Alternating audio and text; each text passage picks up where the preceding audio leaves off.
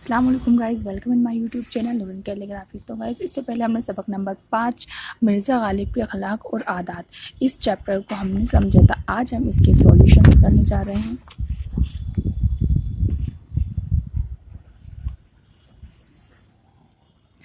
اس کا سولوشن ہے، پہلا ہے اس کا، دیکھیے معروضی سوالات۔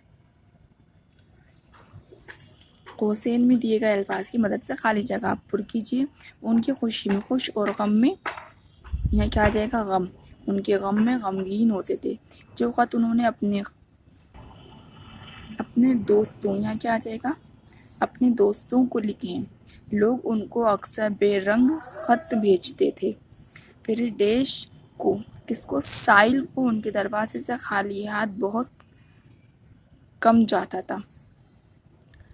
سائل ان کے دروازے سے خالی ہاتھ بہت کم جاتا تھا۔ ففتھ ہے، انہوں نے کہا یہ فرغل آج ہی بن کر آیا ہے۔ حالی اور آزاد نے جدید نظم کی، یہاں کیا آ جائے؟ کون سی نظم کی؟ جدید نظم کی بنیاد ڈالی ہے۔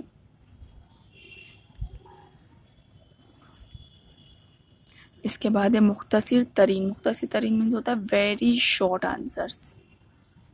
فرسٹ ہے، مرزا غالب کا اخلاق کس طرح کا تھا؟ یہ رہا اس کا آنسر۔ مرزا غالب کا اخلاق وسیع تھا۔ خالی ایک لفظ یہ وسیع۔ مرزا غالب کے دوستوں میں کون لوگ شامل تھے؟ مرزا غالب کے دوستوں میں ہر مذہب اور ہر ملت کے لوگ شامل تھے۔ مرزا غالب کی طبیعت میں کون سی صفات بدرجہ غایت شامل تھی؟ مرزا غالب کی طبیعت میں مروت اور لحاظ بدرجہ غایت شامل تھا۔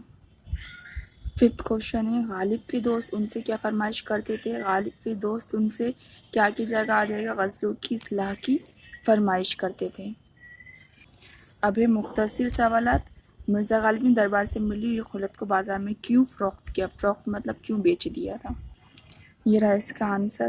مرزا غالب نے دربار سے ملی ہوئی خلعت کو چپراسیوں کو انعام دینے کے لیے بازار میں فروخت کیا تھا۔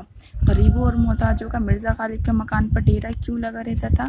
غریبوں اور محتاجوں کا مرزا غالب اپنی بساط سے زیادہ دیتے تھے، اس لیے ان کے مکان پر غریبوں اور محتاجوں کا ڈیرا لگا رہتا تھا۔ اب یہ تفصیلی سوالات۔ مرزا غالب کا اپنے دوستوں کے ساتھ کیسا سلوک تھا؟ مرزا غالب کا اپنے دوستوں کے ساتھ بے حد شریفانہ اور ایثارانہ سلوک تھا۔ ان کے پاس جو کچھ ہوتا اگر وہ مانگ لیتے تو فوراً انہیں نظر کر دیتے، خواہ وہ بے حد درجہ قیمتی چیز کیوں نہ ہو۔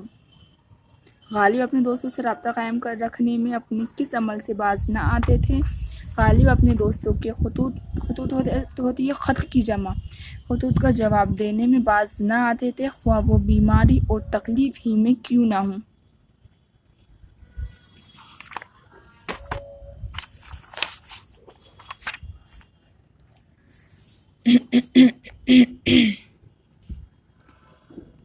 یہ ہمارا چیپٹر پورا کمپلیٹ ہو گیا۔ امید کرتی ہوں آپ نے اچھے سے اس کو سمجھ لیا ہوگا، اس سے کوشچن آنسرس کو اچھے سے لکھ لیے ہوں گے۔